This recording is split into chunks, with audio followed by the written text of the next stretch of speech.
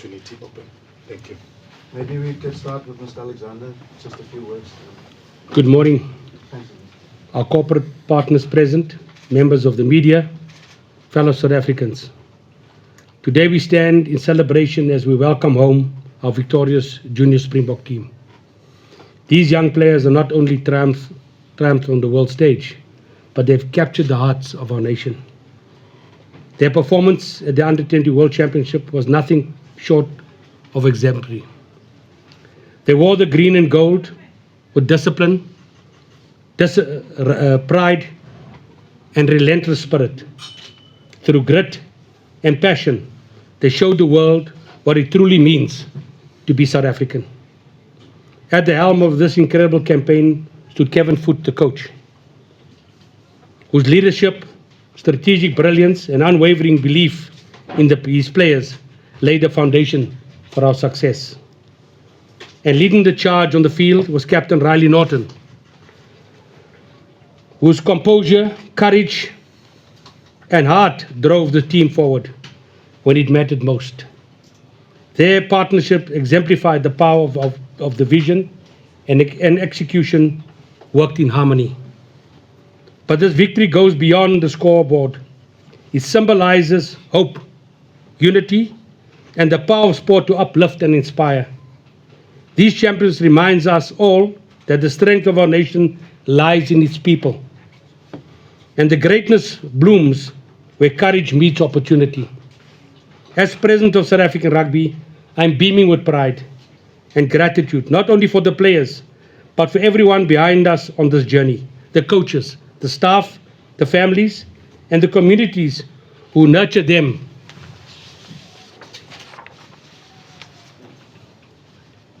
And we extend our sincere thanks to our corporate partners, F&B, Pick n Pay, Coca-Cola, Hyundai, and Nike, whose support has been instrumental in making all this possible.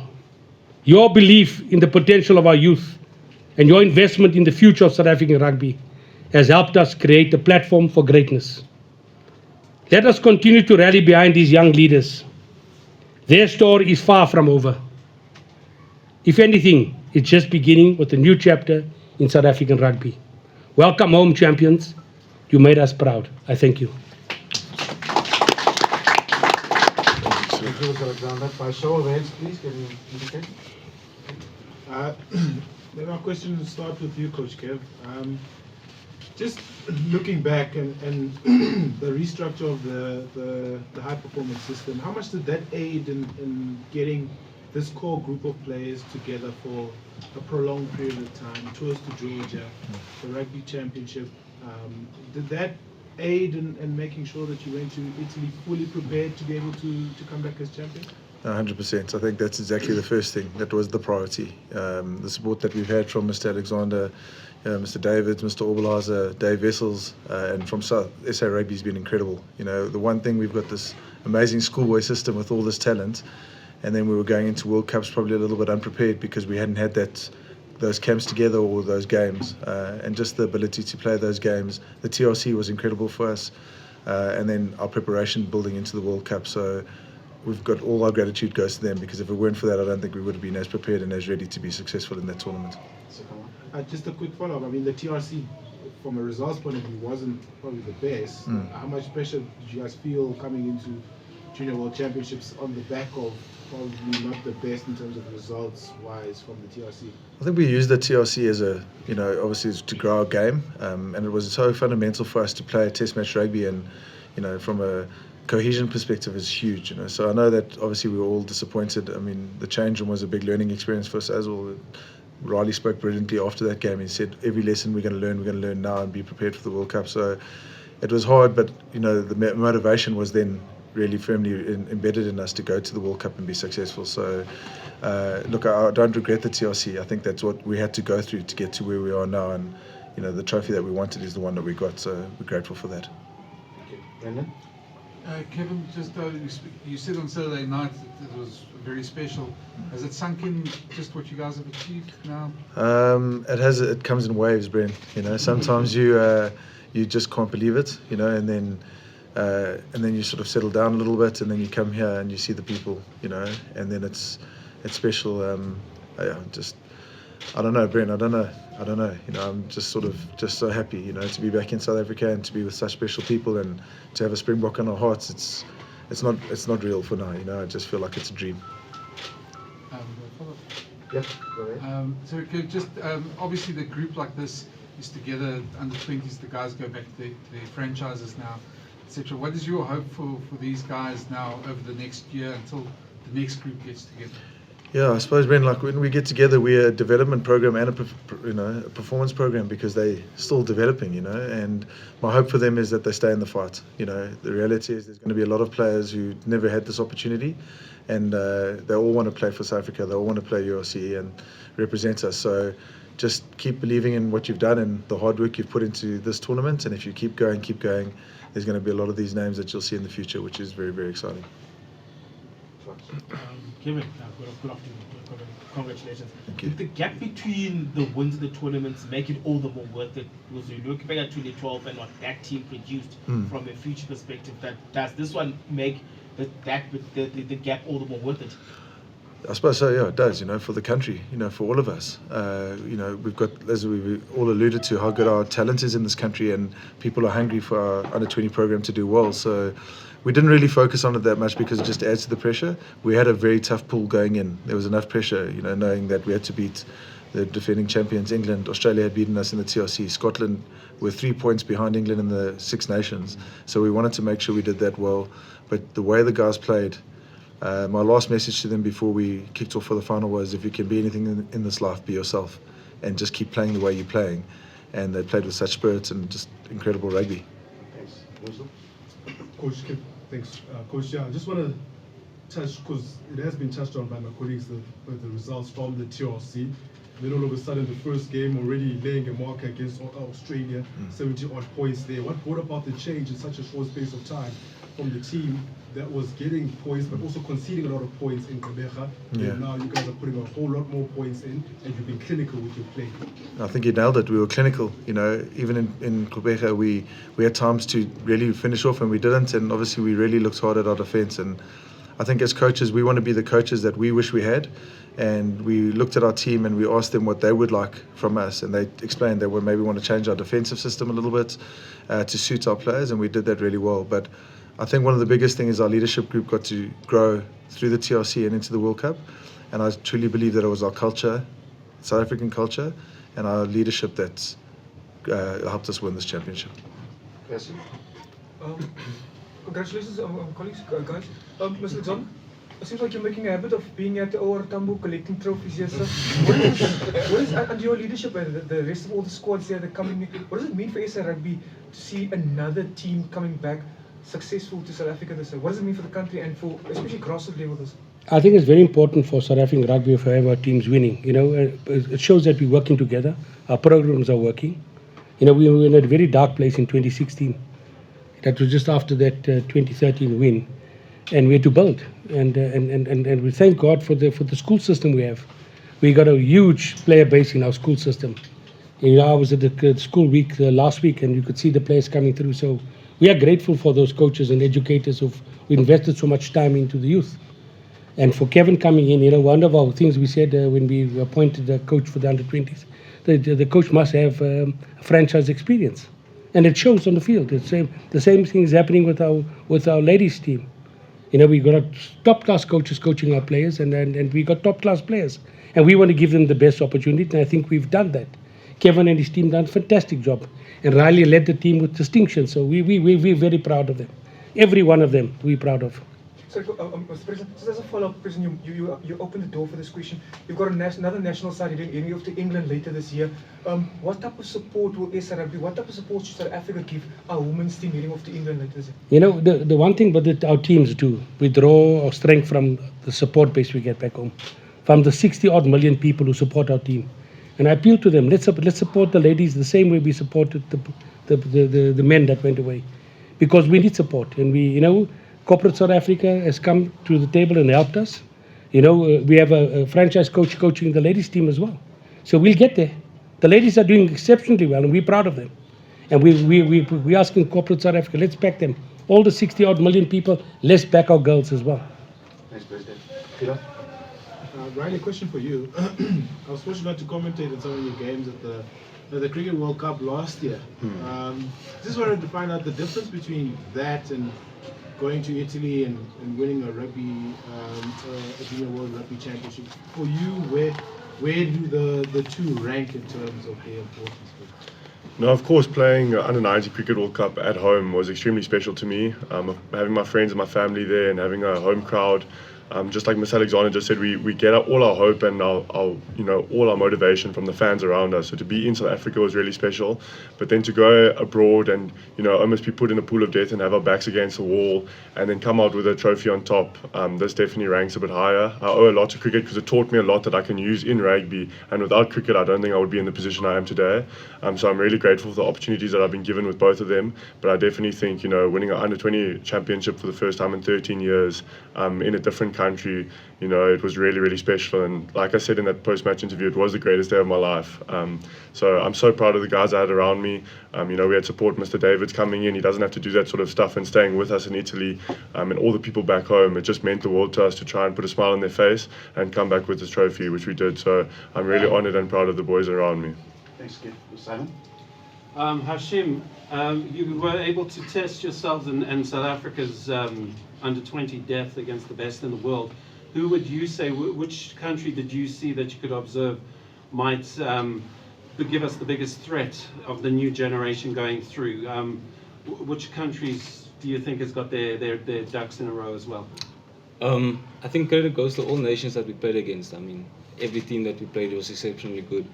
But if I had to choose one, I'd definitely say New Zealand. I think the fight that they put in that final, it was just, I think, all the boys in the field, we just had to dig deep. And we knew that they weren't just going to let us win. And yeah, if I had to choose, I'd say New Zealand is definitely one to look forward to. Okay, that's it. Riley, one of the biggest conversations before the junior rugby world champ, the junior rugby champs, was how much of a gap has the junior rugby champs actually bridged as compared to the under 26 nations. Are you able to take us through how much that has helped? Because I think in the past, until last year, for example, you would see that there was always a difference between the European sides and the Southern Hemisphere teams. Like over the past 2 years, that gap has narrowed significantly with the introduction of the Rugby Championship. No, I think that was definitely crucial for us. I think that was almost the most important thing for us was preparation and game time. We had a tour to Georgia. We came back. We played against the Bulls. We played against Hamiltons. We played the TRC, and then we played two matches against the Kenyan men's side before going to a World Cup. So we have so much time to work on our combinations and also our culture and our trust off the field, because I think as South Africans, if we can trust each other, we know what the guy's gone through, we know his background, and we know who he is as a person. I think that can really influence how you play on the field, especially when it gets to tough times and you have your back against the wall. So I think almost in terms of getting our combinations right and making sure that we can grow our culture and just the people around us, I think that was the most important thing for us to get the opportunity to win the World Cup. And how tough would it be to make? You probably could be back next year, but how tough would it be to maintain these standards with the tournament being an annual one? I think as South Africans and what we have here in the rugby culture, it's never an excuse to just be complacent. We have so much to look forward to, and we understand the feeling of winning a World Cup now and how special it is to us. So I think if we don't go and put everything we can to go and win this thing again, I think I don't think that would be a South African way, just to go half-hearted. We pride ourselves on giving absolutely everything from the first camp to the last camp in every game and every minute. And I think that showed at the World Cup now. So I think just because of the hope and the success that we've had now, I think that will definitely, impact how the guys will react going into next year's tournament and hoping to win it again in Georgia. Okay, thanks. Before I go to Percy. Okay. Coach, you just said that it will take time to sink in, but obviously your mind is already in next year's campaign. What will you change? I mean, you obviously won't want to change the outcome of the tournament, but what would you change going into the tournament? We'll do a full review. I mean, there were some things that we did really well. I thought our medical team, our strength and conditioning team were outstanding. So we were training on 5-day turnarounds before we went there. So we were getting used to the guys waking up sore and tired. I can't exactly say the only thing what we know will change is the players, and that's the hardest thing. They come into our lives for these last 4 or 5 months, and we become so close. And I had to say goodbye to some of them now, and it's heartbreaking, you know. But at the same time, you know, you're just so proud of them. So, as far as change goes, we're going to Georgia, so that's all we know, and we'll be ready. I promise you, we'll be ready. Just one more question, sorry. The one person that won't be here is Akis. It's now been appointed as head of rugby at the Bulls. How big part did he play in your success? No, Akis had such an impact on me, on the players. Wandile spoke really well about Akis as the man he is. He just invests so heavily into these players. He's going to go well. He sent me a message before the game. We were talking, and he just said, "I'm sorry to drop you." And I said, "You didn't drop us, you lifted us." And I said, "Good things happen to good people, and you're going to go so well at the Bulls." And he's a great man, he's a great friend, and I just wish him all the best. You're going to round up with a final round? Percy, starting with you. Brandon. So I just want to ask Mark, is it fair to think, I'm going to ask a coach question, is it fair to think that what Kevin and his Chargers achieved in E3 is going to add a lot of spice ahead of that tour to New Zealand in a month's time, does it? For sure. For sure. The Springboks, if you watch the social media stuff, you could watch the Springboks excitement when they were watching the game. The players stayed together to watch the game on Saturday night. It was a big moment for them. And there's a lot of players here that are one step closer to becoming Springboks. There's a hell of a lot of these boys that will be playing Springboks in the next couple of years. So we are proud of them. We are proud of their achievements. Every one of them played their hearts out. So I think the Springboks draw energy from what these guys have done with the New Zealanders, and they will take it into the game in Auckland. Kevin, sorry, just to wrap up my other question. You've answered partially this question this past weekend. Some of these players in the squad, we've been as journalists been writing about the likes of Peter Steeg-du-Toit, Steven Kitshoff, Andre Paul from 2012. Do you see some of these members in this current squad making it professional and going on to become 2-time, 3-time, 4-time, 5-time World Cup winners? No, I definitely do. I don't want to embarrass them, but I think Hashim was player of the tournament. And you know, this widely spoken, he has been compared to Anton Dupont. You know, and that in itself is a massive compliment. But Hashi, his calmness, as you can see here, he's just such a proud man. If anything gets a bit righty, he says we don't behave like that, and everybody just stops. You know, so he's just a real great leader. Very calm and an explosive player. I mean, Wandy's second year at under 20s, you know, so great eighth man, explosive and humble, you know, wants to learn. And of course, Riley, I couldn't speak more highly of Riley from a leadership perspective and the alignment that we've got. And he spoke about trust, and trust is number one for high performance sports. So, yeah, I mean, we could go through the whole list of guys and I'd probably get emotional just speaking about them all, but the reality is that these guys have put themselves in a great place to kick on and watch these names. Thanks, Brendan. It's just a two-pronged question. One, Kevin talked about what you said about Akis. Maybe you can share with us that. And then Kevin, sorry, maybe just talk about some of the challenges you guys face, because I don't think a lot of people know about the 5-hour bus rides and the heat and obviously just maybe go through about some of the challenges and how you guys navigated it. Sure. You want to start once? Yeah, I'll start. Yeah, so we've obviously spent quite a lot of time with Coach Akis now, us as like the forwards in the group. Yeah, he's a special coach. He comes in and he first just wants to instill discipline within the group, and that comes from a trust that we all share within each other and with him. So that just encourages us to work harder for him, if anything. And I think that's what he's just so good at, is managing his players, managing personalities, different personalities in the group. He gets us all and understands us on a personal level, and that just helps our bond on the field. So yeah, it's really going to be sad that he's leaving the under-20 group, but obviously we wish him well where he's going, and we know that he will be successful. Yeah, I think so. From the logistics side of you, again, Zingy, I don't want to embarrass Zingy Heller, but he was amazing. So we knew that we had these massive bus trips before, and so we were lucky enough to scout hotels close to the stadiums. So when we'd go on these 2.5 hour bus trips, we'd go to another base camp and we'd settle down there before. I know New Zealand were trying to get into the hotel where we were at before the final, but we had already sort of shotgunned that, so they couldn't come in there and do that. And then again, you know, just our whole preparation, we had about 8 or 9 games before this, so our warm-up was seamless. You know, the guys understood that. The heat was obviously a massive factor, 36 degrees with 50% humidity. Dimitri Erasmus, first game, heat stroke, you know. So, again, getting the guys to recover really well. We had an incredible hotel manager. You know, he just loved us, you know. So anything we wanted, he'd do for us. And so Brendan was tough, but as South Africans, we're mentally tough. You know, we prepared. When things don't go well, we just get on with it. So there were challenges, but nothing that took us off our path. Mr. President, this question is for you. With South Africa celebrating 30 years of democracy and a squad, even the 3 players sitting here, truly representing the nation that we are. Talk to us about the work that SARU continues to do to ensure that the teams that go and wear the green and gold represent South Africa as it is. You know, since 2016, we made a commitment that our teams will represent the demographics of our country, and we work at it hard. You know, one looks at the school programs. You can watch any school rugby on TV, and it reflects the demographics of our country. So we're very proud of it. And we draw strength by our diversity. That's what makes this team a better team.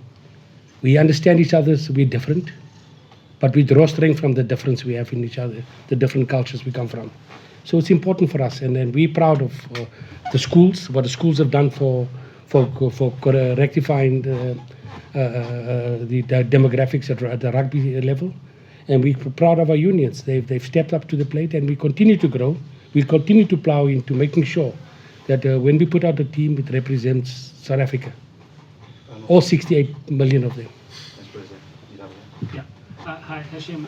Can I just ask you, you guys would have seen, you would have seen and heard the comparisons, and you would have known what some of the guys who played in 2012 and won went on to achieve afterwards. I would just want to know, maybe your teammates can add on as well, how far ahead you're looking into the future, and what do you do between now and then to keep yourself grounded, to keep working hard, etc., to make sure you get to that eventual destination as well? Yeah, I think living in South Africa, you can never be complacent, because I think that, there's millions of people that wants to be the next Chesney Colby or the next Grant Williams, and at the end of the day, that just encourages a person and motivates you to work harder all the time. And I think as a team, we have such great human beings. It's easy to have great rugby players, but just because of the fact that we have such great human beings, I believe that each and every one of us can go a long way. And the belief that we have in working the team has just been so good for us, because it gives us the confidence to go into the game. We've said since day one that we're always going to remain humble, and that's been so good for us. Last one, the second last one. Coach, I wanted to find out, we've spoken about how important Coach Yanakaman has been in terms of the influence that he's had in the group, but from a skill point of view, a guy like Malusi coming in, it's a fragile age group to get that skill perspective right. How awesome was he in terms of making sure that the improvement from a skill point of view was sharp? Yeah, Malusi's awesome. Malusi's awesome. He's got amazing energy, and he loves to attack, and he gives the guys the confidence to go, he gives them some pictures to think about, but his coaching is outstanding. He's just getting better and better as a coach. The one thing as well from us, from a coaching perspective, I met these guys for the first time in November, so we had to, go through some stuff ourselves, as all leadership teams do, and we had to work out how it's gonna go, and he gave me some pretty honest feedback, which I love him for, and I really enjoy working with Malusi, and you can see the way we attacked in this tournament from the get-go was really exciting. And I'd add to that Mushi, Lumumba Curry is incredible as well. He's so passionate, and if you look at that final, our set piece, the scrum, we really went hard at New Zealand in the scrum. We went hard at everyone. Our mauls, our scrums, our defence. We only conceded one maul try in the whole tournament, and that's Mushi and Malus. So I love working with those guys, and they've just been awesome. Thank you, Coach. Last one person, Afrikaans. Meneer Davids, ek het baie met ander kollegas Afrikaans gepraat, maar ek weet jy gaan my mond vol gee, meneer Davids. Meneer Davids, net kortliks, u wat deel op die grond was saam met die groep gewees het. Waarin skryf jy hierdie groep se sukses toe, meneer, en wat was hulle doel om die sukses te bereik? You know, Percy, all the glory to God. That's the first. Afrikaans. Alle eer aan God. Ek dink, was dit nie onmoontlik gewees nie, dan sou ons hier vandag gewees het nie. En ek moet vir jou sê, die span wat ons oorgevat het, ek kan seker heel dag oor gesels. Maar die protocol bizarro, wanneer die president praat, dan luister ek is maar net sy bek agter. Werk goed saam. En vir julle media mense moet ek baie dankie sê vir dit wat julle doen vir Suid-Afrikaanse rugby, maar vir ons borge moet ek vir jou sê, die manne speel vir die borge. Hulle gaan uit, hulle praat gedurig daarmee. Om saam met hulle te wees met Kevin, ja, ons kan net nie meer sê nie met hulle hele bestuurspan. Elkeen het doen sy werk. Ek het saam met hulle gesaf vir die 35, die 40 grade daarso. Gelukkig was daar water om my kon lekker geëet om weer water terug te gesit het. Maar onder in die leierskap van die manne wat hier voorsit. By my taak was maar net reguit gewees en saam met Kevin om na die welfare van die players te kyk. Soms iets vergeet ons dit. Ons het 'n goeie player, maar ons weet nie die welfare. Ons weet nie wat aangaan met die huisie. Weet nie wat aangaan met die familie nie. So ek bring hom maar net stadig in daar nie, maar ek het dit geniet en ek dink uit die span uit gaan daar baie Springbokke kom. En dan moet ek ook beloof ons Springbokspan rassiele wat ons ondersteun het. Mense het jou boodskappe gestuur en gesê kyk sit die manne en dit is wat ons doen en dit is wat ons president doen.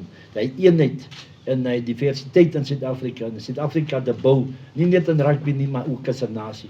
Is dit bewys dat rugby gesond is in Suid-Afrika, die sukses vandag in hierdie keer weer? Percy, dit is blank en gesond, kan vir jou dit sê.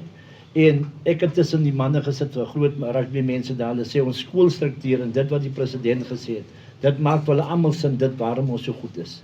Ons het opgekom met Conor O'Shea van Engeland. Hy het my reguit gesê toe ek opkom toe sê hy by my, you gonna win, you the best. Van julle skole rugby struktuur is van die beste in die wêreld. Baie dankie Mr. David. Baie dankie. Thank you everyone. Thanks for attending and obviously soon. Thanks. Thank you. Travel safely.